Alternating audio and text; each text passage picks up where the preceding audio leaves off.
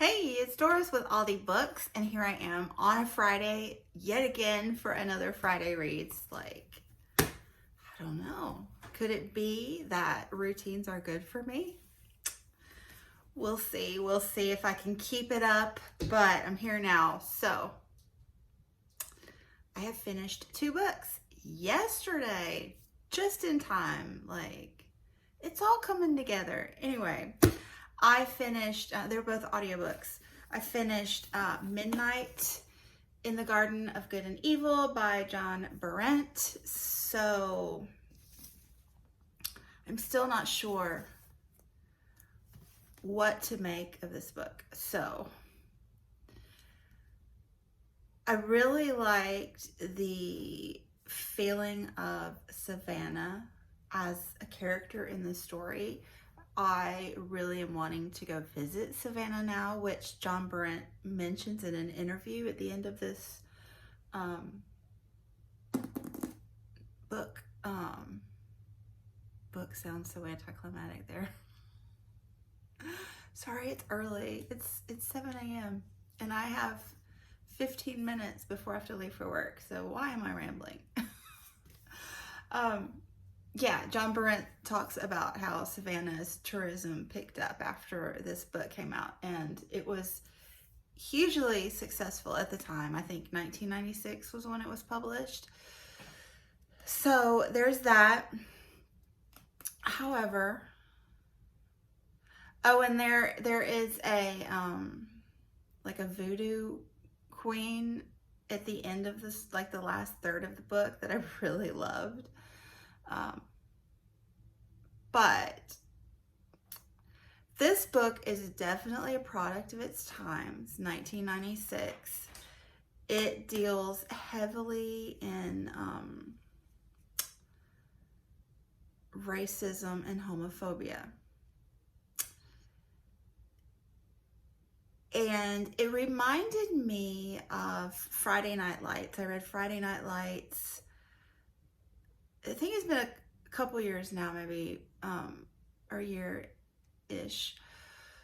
But I love Friday Night Lights. Friday Night Lights was set in 1988, which is the year I graduated from high school. It's focused on high school football in the South, in Texas, Southwest. And very much a product of his time, just like a snapshot of,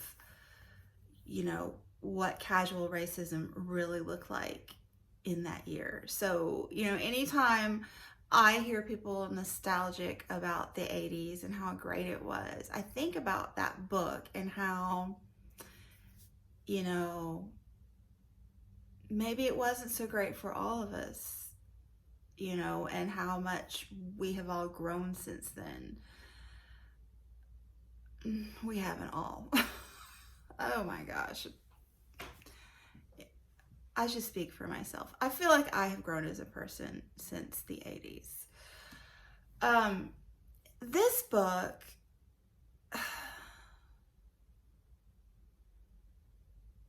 John Berent puts himself in the story. He is,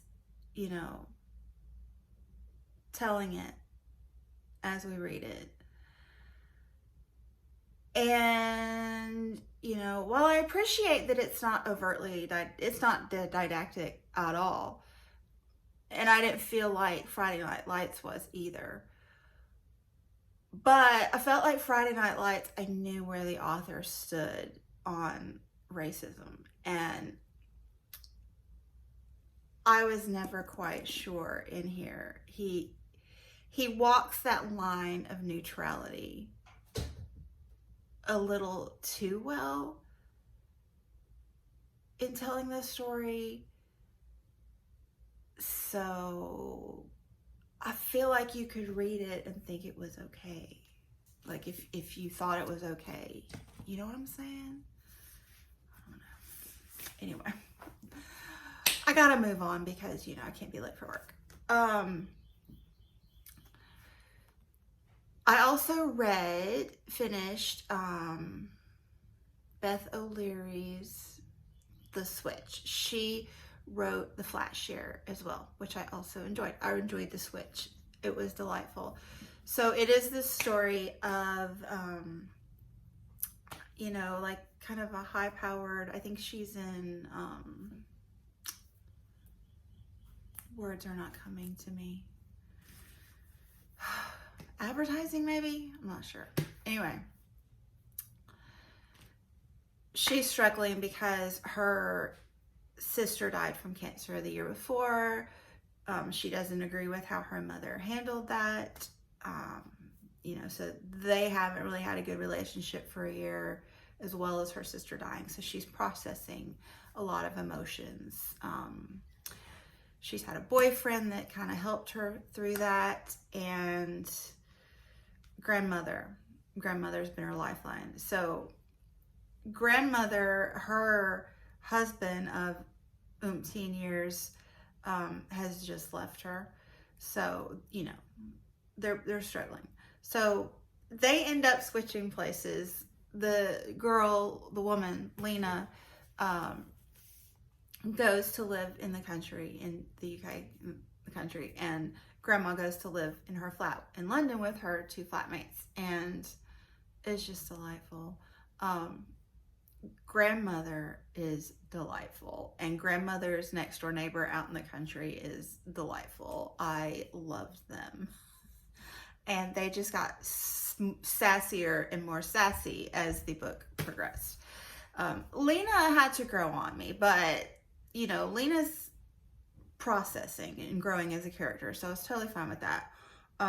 The glaring fault of this book is the audiobook version. It's horrible.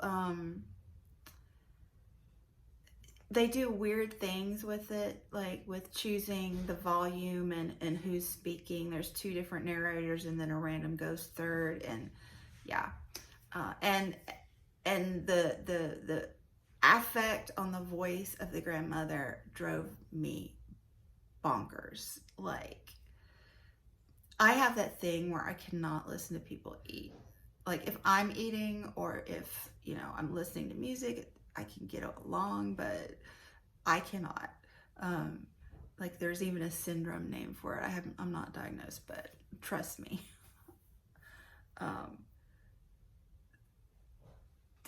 I don't know what they were thinking with the audiobook. So, you know, I don't recommend the audiobook, but, you know, it was a delightful book. And if you liked the flat share, or if you like older characters having a dominant timeline, definitely.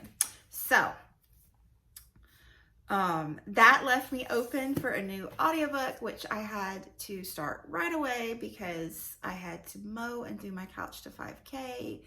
And, you know, I need entertainment for that because that is not entertaining. Well, actually, I do like to mow, but I do not like to run. So anyway, I started Behind the Beautiful Forevers by Catherine Boo. This is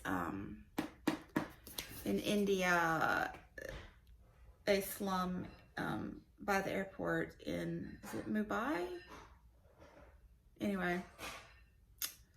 And it's following, I believe, 3 different characters, 3 different casts, lower, you know, casts, and it's really good. It's really good. I'm not sure if it's the best choice at the moment in time we're in. I'm just getting echoes of our, you know, hierarchy in the States, and it's a downer. But I'm hoping, you know, it does say life, death, and hope. So I'm hoping I get to the hope soon. So I am also still reading Bully Pulpit. I am in the middle of chapter 13, learning about, you know, one thing I'm getting from this is that it's okay for politicians to not fully agree with their party. You know, you can be a member of a political party and not agree with every damn thing your political party does, okay? That's my TED Talk. Okay, and then I got to get back into The Color of Law by Richard Rothstein.